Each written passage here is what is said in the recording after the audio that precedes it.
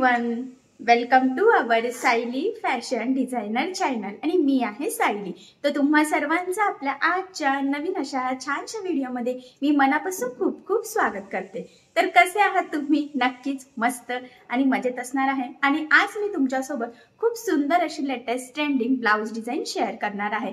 आणि आता सध्या ह्या ब्लाउज डिझाइनचं खूप ट्रेंड चालू आहे आणि सगळ्यात महत्त्वाचं म्हणजे मी तुम्हाला ह्या संपूर्ण ब्लाउज डिझाइनची कटिंग आणि स्टिचिंग अतिशय सावकाश स्टेप बाय स्टेप आणि खूप काही महत्त्वाच्या टिप्स अँड ट्रिक्स आहेत सांगणार आहे, जेणेकरून तुम्हाला आपला आजचा हा व्हिडिओ बघून अशी छानशी लेटेस्ट ट्रेंडिंग न्यू लुक मधली ब्लाउज डिझाइन सहज बनवता येईल। आणि याची पद्धत इतकी सोपी आहे की बाय चान्स जरी तुम्ही कोणी नवीन शिकत असाल तरी सुद्धा तुम्हाला आपला आजचा हा व्हिडिओ बघून अशी छानशी ब्लाउज डिझाइन बनवणं खूपच सोपं जाईल। ठीक आहे, सो चला मग आता वेळ न घालवता आपण आपल्या आजच्या छानशा व्हिडिओला सुरुवात करूयात। आणि हा व्हिडिओ तुम्ही स्किप न करता पूर्ण नक्की बघा, जेणेकरून तुम्हाला आपला आजचा हा व्हिडिओ बघून अशी डिझाइन बनवणंच नाही तर ती प्रॉपर फिनिशिंग सहित कशी बनवावी हे देखील सहजच लक्षात येईल।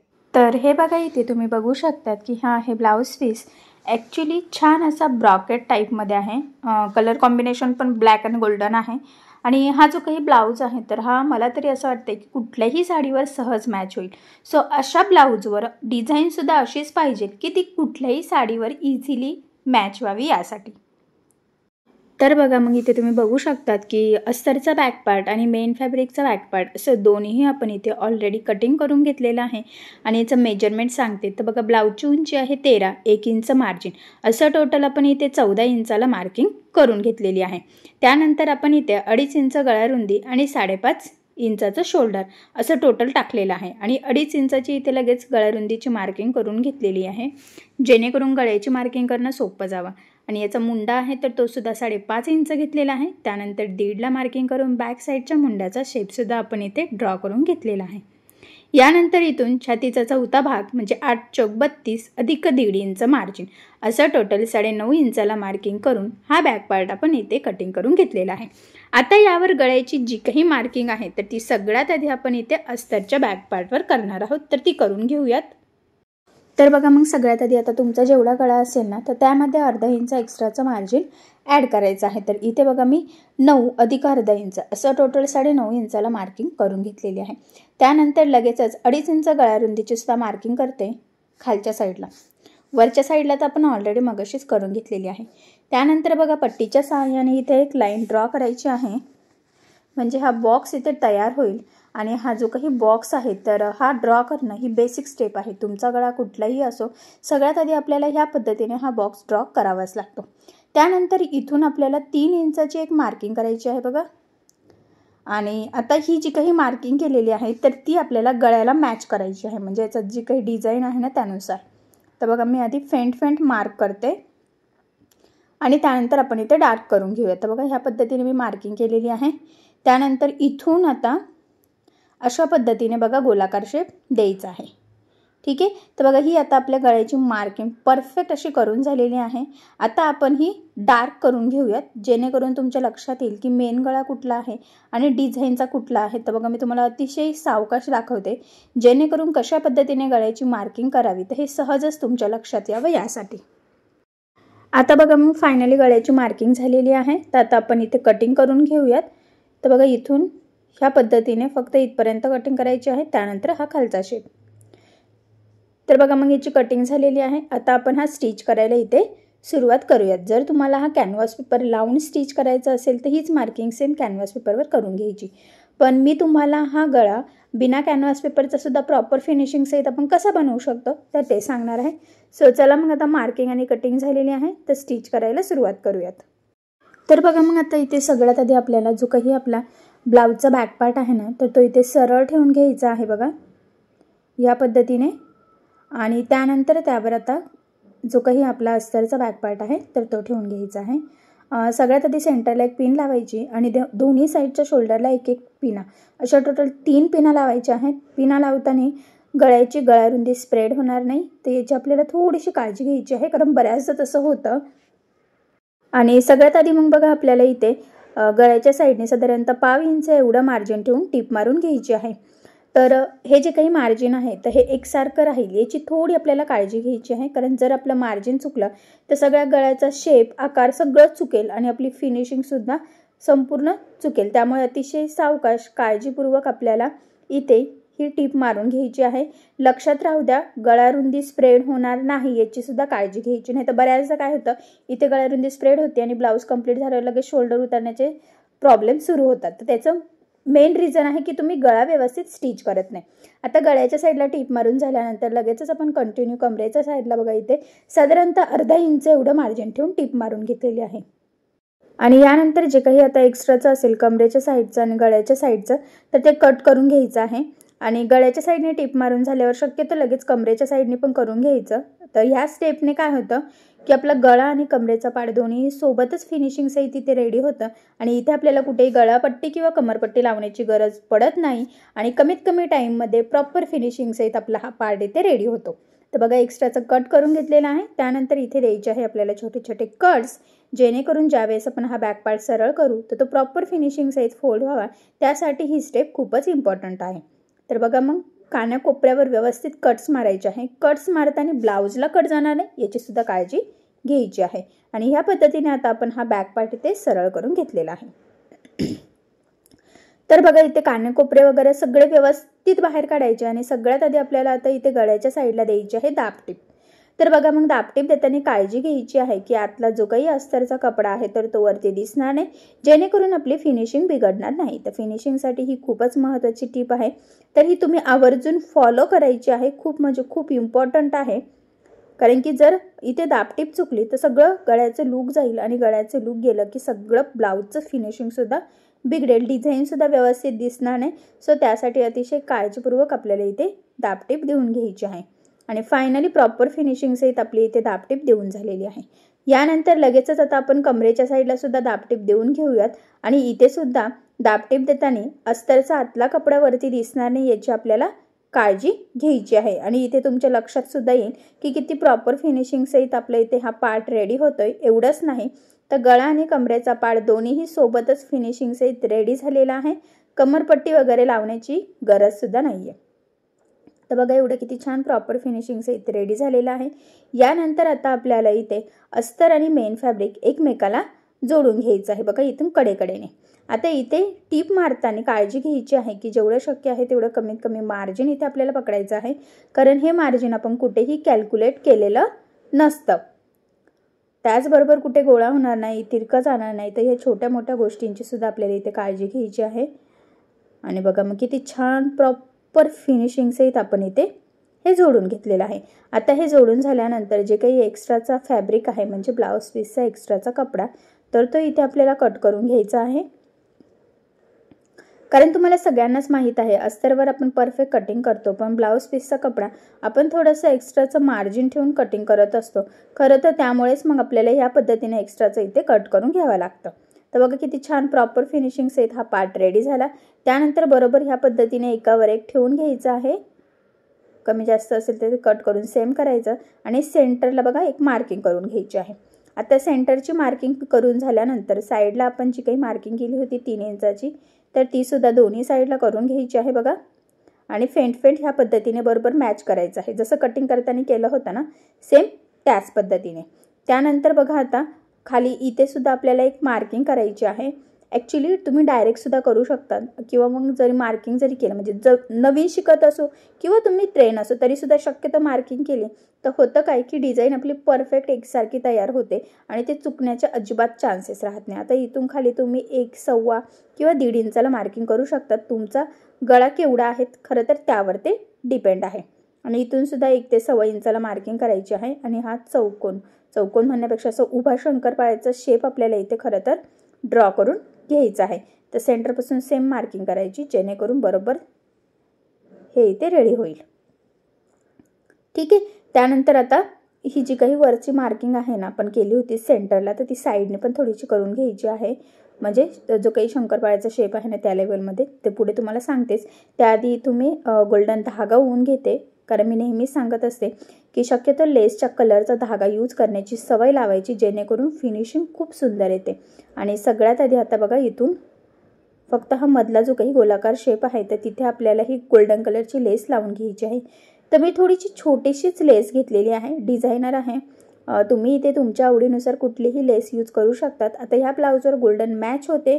तुमच्या ब्लाऊजवर जर कॉन्ट्रास्ट एखादी रेड, ब्ल्यू, ग्रीन अशी मॅच होत असेल तर त्या कलरची लेस जरी तुम्ही इथे यूज केली तरी चालेल. त्यानंतर आता ह्या लेसला बघा मी डबल टिप देऊन घेते. मी नेहमीच सांगत असते लेस जाड बारीक कशीही असो शक्यतो डबल टिप देत चालायची. त्याचे 2-3 फायदे असतात. महत्त्वाचं म्हणजे लेस पॅक लागली जाते, वरती तरंगत नाही आणि लवकर खराबसुद्धा होत नाही आणि सगळ्यात इम्पॉर्टंट म्हणजे फिनिशिंगसुद्धा खूप सुंदर येते. त्यानंतर बघा खालच्या साईडला लेस लावायची आहे. त्याआधी आता सेम मार्किंग करून घेऊयात जेणेकरून ती व्यवस्थित एकाच लेवलमध्ये लागली जावे. तर तुम्ही सुद्धा शक्यतो मार्किंग करायची आहे. तर इथे मी 1.25 इंचाची मार्किंग करून घेतलेली आहे. ठीक आहे. आणि मी पुन्हा ते डॉट डॉट व्यवस्थित जॉईन पण केले जेणेकरून लेस लावताना अजिबातच वरखाली होण्याचे चान्सेस राहायला नको यासाठी. आणि या पद्धतीने मग आता इथे आपण ती लेस लावून घेऊया. तुम्ही 1 इंच, अर्धा इंच असा डिस्टन्स घेतला तरीसुद्धा चालणार आहे. ते तुमच्यावर डिपेंड आहे. आणि बघा इथे व्यवस्थित असं कानकोपऱ्यावर म्हणजे मध्यभागी फोल्ड करून जो काही आपण शंकरपाळ्याचा शेप ड्रॉ केलेला होता ना त्यावर आपल्याला लेस लावून घ्यायची आहे. तर ते मी बरोबर कोपऱ्यावर इथे फोल्ड केलेलं आहे. पुन्हा कोपऱ्यावर फोल्ड करायचं आहे.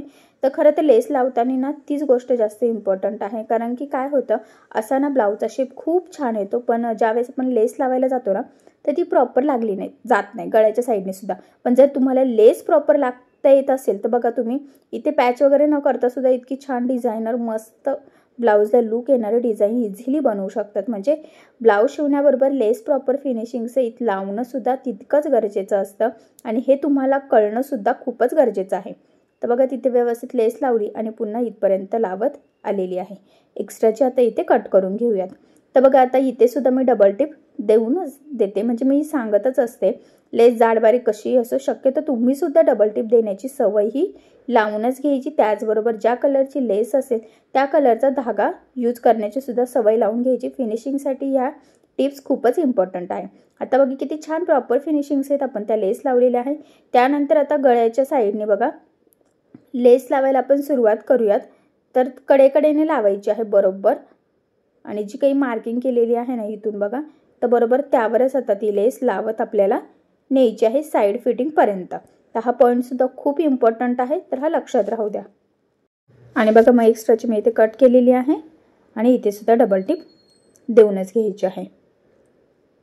हे बघा एकदम व्यवस्थित प्रॉपर असं. ठीक आहे. आता एक साईडने लावलेली आहे. सेम त्याच पद्धतीने आपल्याला दुसऱ्या साईडला सुद्धा ती लेस लावून घ्यायची आहे. आणि तुमच्या इथे लक्षात येईल की खरं तर ना छान छोटीशी लेस घेतलेली आहे. खरं तर त्यामुळे आपल्याला इथे छान अशी डिझाईनसुद्धा करता आलेली आहे. कारण काय होतं ना जाड म्हणजे थोडीशी ब्रॉड जर लेस असली तर ती व्यवस्थित फोल्ड होत नाही. प्रॉपर असं त्याचं फिनिशिंग किंवा शेप येत नाही. आणि ज्यावेळेस आपल्याला जास्त फोल्ड करायचं असेल शक्यतो त्यावेळेस अशी बारीक छोटीशी लेस यूज करायची.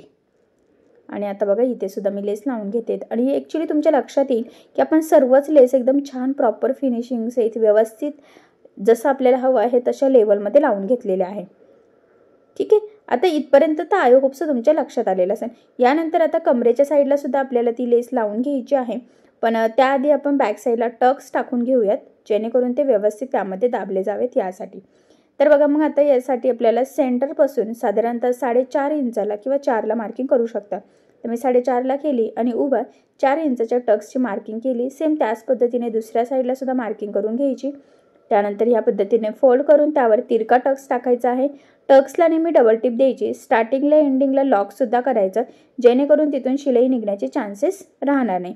सेम त्याच पद्धतीने दुसऱ्या साईडला सुद्धा आपण इथे टक्स टाकून घेऊयात बघा. आणि तिथे सुद्धा व्यवस्थित प्रॉपर असं फिनिशिंगचं येतच. ठीक आहे. आता बघा इथपर्यंत नक्कीच तुमच्या लक्षात आलं असेल. त्यानंतर आपण कमरेच्या साईडला सुद्धा एक लेस लावून घेऊयात. आता इथे तुम्ही नाही लावली तरीसुद्धा चालेल, लावली तरीसुद्धा चालेल. तर मी लावूनच घेते म्हणजे अजून छान असं आपल्या ह्या ब्लाऊज डिझाईनला लूक यावं यासाठी. आणि खरं तर मी म्हटल्याप्रमाणे ब्लाऊजचं कलर कॉम्बिनेशन खूप सुंदर आहे आणि हा ब्लाऊजचा कलर असा आहे की तो कुठल्याही साडीवर सहज मॅच होईल. सो त्यामुळे त्यावर डिझाईनसुद्धा आपण त्याच पद्धतीने बनवण्याचा प्रयत्न केलेला आहे. ठीक आहे. इथपर्यंत नक्कीच तुमच्या लक्षात आलं असेल. यानंतर आता आपल्याला इथे नॉट लावायचे आहे. ॲक्च्युली तुम्ही नाही लावले तरीसुद्धा चालेल, ते तुमच्यावर डिपेंड आहे. पण मी इथे लावून घेते. तर मी इथे रेडीमेड गोल्डन कलरचे नॉट घेतलेले आहे. 1 मीटर एका ब्लाऊजसाठी लागते. त्यानंतर गळ्याच्या मध्ये जो काही कपडा होता तर तो इथे सिंपल असे फॅब्रिकचे लटकन बनवण्यासाठी घेतलेले आहे. तर तुम्ही ते तुमच्या चॉईसनुसार कसेही लटकन बनवू शकतात किंवा जर तुम्हाला रेडीमेड लटकन यूज करायचे असतील जे बाजारात खूप वेगवेगळ्या व्हरायटीचे अवेलेबल असतात तर तुम्ही तसंही करू शकतात, काही प्रॉब्लेम नाही। आणि आज आपण जे काही लटकन बनवणार आहोत ना तर खरं तर ते खूप सोप्या पद्धतीने रेडी होतात आणि लुक पण खूप सुंदर येतं। सो असे छानसे लटकन सिंपल इझी तुम्ही सुद्धा नक्की ट्राय करू शकतात। आणि खरं तर ना ज्यावेळेस आपण गळा कट करतो त्यामध्ये ब्लाऊजचा एवढा कपडा आपला हा उरतोच, तर त्यापासून इझिली ते लटकन रेडी होऊ शकतं। बघा ह्या पद्धतीने फोल्ड करायचं, त्यामध्ये आपली नॉट टाकायची, पुन्हा ते बंद करायचं आहे आणि इथे साईडनी काय करायचं, एक टिप मारून घ्यायची, शक्यतो डबल टिप द्यायची म्हणजे तिथून ते लवकर निघण्याचे चान्सेस राहायला नको। आणि बघा ते सरळ करून घेतले। तर जसं फुलाचा पाकळीचा कसा शेप असतो ना तर तसा शेपमध्ये हे लटकन तयार होतं आणि खरं तो खूप सुंदर असं लुक येतं। तर असे छानसे ट्रेंडिंग लटकन तुम्ही सुद्धा नक्कीच बनवू शकता, झटपट तयार होतात, लवकर खराबही होत नाही आणि ते दिसायलाही खूप छान दिसतात। तर बघा फायनली छान असे लटकन तयार केले, सेंटरला कट करून आता आपण हे बॅक पार्टला लावून घेऊया। तर बघा आता बॅक पार्टला सुद्धा लावताना ते साधारणतः आपल्याला 2.5 ते 3 इंच खाली लावायचे असतात। तर हा पॉईंट सुद्धा खूप इम्पॉर्टंट आहे, बऱ्याचदा आपल्याला ते समजतच नाही आणि त्यामुळे सुद्धा फिटिंगला प्रॉब्लेम येऊ शकतो। आता महत्त्वाचं म्हणजे डबल टिप देऊन व्यवस्थित लॉक करायचं आणि तीच मार्किंग दुसऱ्या साईडला सुद्धा करून घ्यायची, जेणेकरून दोन्ही साईडचे नॉट व्यवस्थित एकाच लेवलमध्ये लागले जावेत। त्यासाठी ही स्टेप खूपच इम्पॉर्टंट आहे, ठीक आहे। तर बघा आता दोन्ही साईडचे नॉट लावले आहे आपण, आता ते आपण बांधून घेऊयात इथे। तर ते किती टाईट लूज तुम्हाला कसे हवे आहेत त्यावर ते डिपेंड आहे, ठीक आहे। सो फायनली बघा आपला हा छानसा लेटेस्ट ट्रेंडिंग झटपट तयार होणारी ही ब्लाऊज डिझाईन खरं तर इथे रेडी झालेली आहे। सो थोडं जवळून लुक दाखवते म्हणजे तुम्हाला सुद्धा नक्कीच आयडिया येईल। आणि बघा मग फायनली कुठल्याही साडीवर मॅच होणाऱ्या ब्लाऊजवर आपण खूप छान कुठल्याही साडीवर मॅच व्हावी किंवा कुठल्याही ब्लाऊजवर मॅच होणारी खरं तर ही डिझाईन बनवलेली आहे। खूप सुंदर अशी डिझाईन आहे, एकदम सोपी आहे, फिनिशिंग वगैरे खूप सुंदर आलेली आहे। आणि खरं तर मी तुम्हाला संपूर्ण कटिंग स्टिचिंग अतिशय सावकाश स्टेप बाय स्टेप आणि खूप काही महत्त्वाच्या टिप्स अँड ट्रिक्स सांगण्याचा प्रयत्न केलेला आहे, जेणेकरून तुम्हाला आपला आजचा हा व्हिडिओ बघून अशी छानशी डिझाईन सहज बनवता यावी। आणि इतकी सोपी पद्धत आहे की जरी तुम्ही नवीन शिकत असाल तरी सुद्धा तुम्हाला सहजच बनवेल। फक्त फिनिशिंगच्या टिप्स फॉलो करा, म्हणजे डिझाईन बनवणंच नाही नुसतं, तर ते प्रॉपर फिनिशिंग सहित कशी बनवावी तर हे सुद्धा तुमच्या सहज लक्षात येईल। सो नक्की ट्राय करून बघा, नक्कीच माझ्या मते तुम्हाला जमेल। आणि जर काही प्रॉब्लेम येत असेल तर मला कमेंट करून नक्कीच कळवा।